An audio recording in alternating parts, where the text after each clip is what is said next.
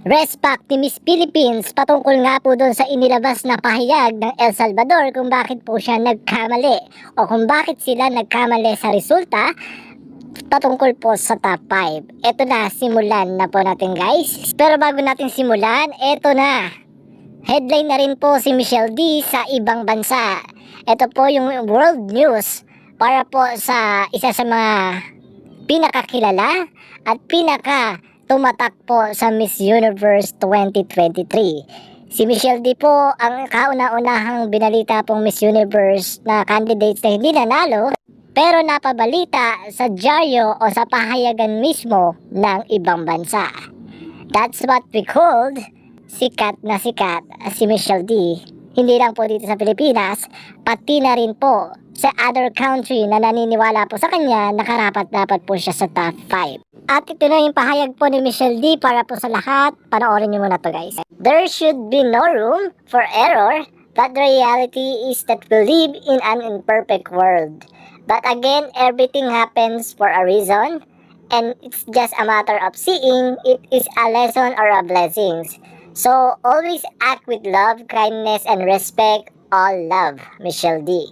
Yan ang isa sa mga magandang pahayag na binitawan po ni Michelle D pagkatapos mong magpahayag po ng El Salvador sa kanilang pagkakamali sa paglabas po ng resulta po ng top 5 na nauna pong inanunsyo sa El Salvador IG story na siya po yung kabilang po sa top 5, then binara po yun, and then after ng 10 minutes, si Thailand na po ang nasa posisyon po niya. Ganun pa man, parang bumibigay na po si Michelle D dito po kay Miss Thailand. At nakikita natin na very na close na talaga sila.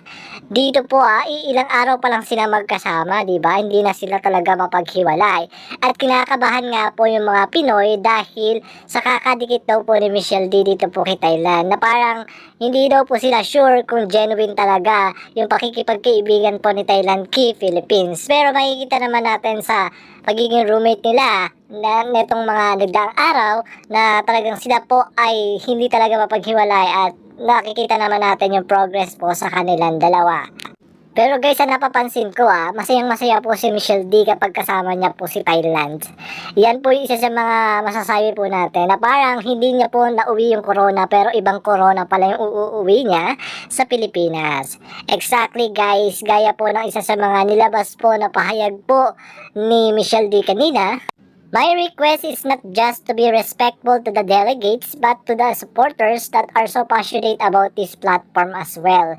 So, ibig sabihin, hindi lang po dapat ang nire-respeto is yung puro delegates lang. Pati na rin po dapat nire-respeto din po ng organization yung mga supporters na sumusuporta at talagang nagmamahal at nagbibigay importansya dito po sa platforms na sinusuportahan mismo nila.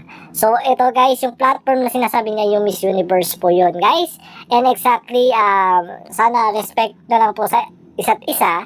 Dahil si Michelle D po parang nung natulogan niya po yung sinabi po mismo ng owner po ng Miss Universe dun sa live na pinatatahimik niya na at pinag-move on niya na yung mga Pilipino, di ba? Kahit hindi natin masyado naiintindihan yung lingwahe po mismo nila, may translator naman.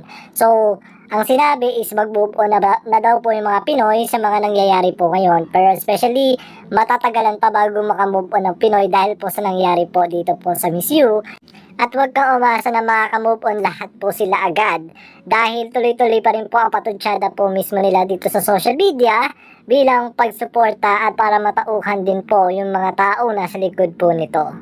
At ngayon nga, inanunsyo din ni Michelle din na last live na nga po na magkasama po sila ni Antonia dito po sa Mexico dahil by November 25 magbabalikan na po sa kanilang bansa ang mga kasama po dito na delegates sa Mexico. Kumbaga guys, may grand salubong po na magaganap kay Michelle D sa darating pong November 25. At inanunsyo po yan ng isang pageant page na kung saan guys, gabi yata po ang flight ng arrival ni Michelle D dito po sa Philippines, mga around 6 p.m. to 7 p.m. po yung baba po niya dito po sa Pilipinas at sasalubungin po yan ng mga fans sa airport, sa NAIA. And yun po isa sa mga magiging daan para po sa kanyang pag-uwi dito sa Pilipinas. Kahit di nanalo at hindi na uwi ang corona, panalong-panalo pa rin po sa puso po ng mga Pilipino si Michelle D dahil nilaban niya po ang bansang Pilipinas.